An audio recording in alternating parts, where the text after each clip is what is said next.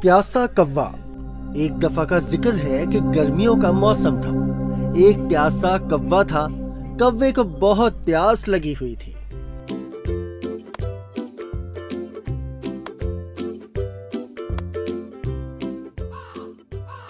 हाय, थोड़ा पानी मिल जाए तो अच्छा रहेगा। वो पानी की तलाश में इधर उधर उड़ रहा था, मगर उसको कहीं भी पानी ना मिला। आखिरकार वो एक बाग में पहुंचा। वहां उसने पानी का एक घड़ा देखा। खुदा का शुक्र है, मुझे घड़ा नजर आया।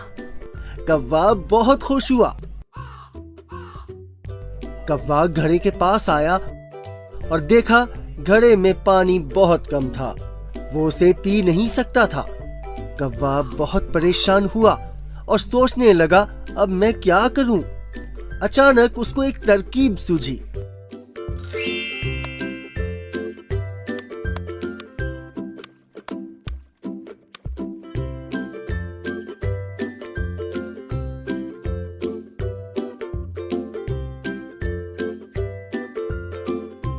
पास ही कंकरियां पड़ी थीं।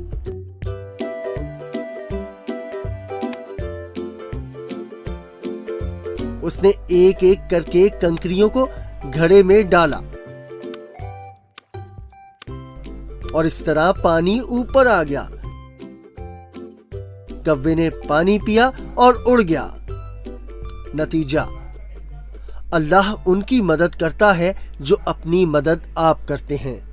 हर मसले का हल होता है। जरूरत इजाद की मां है।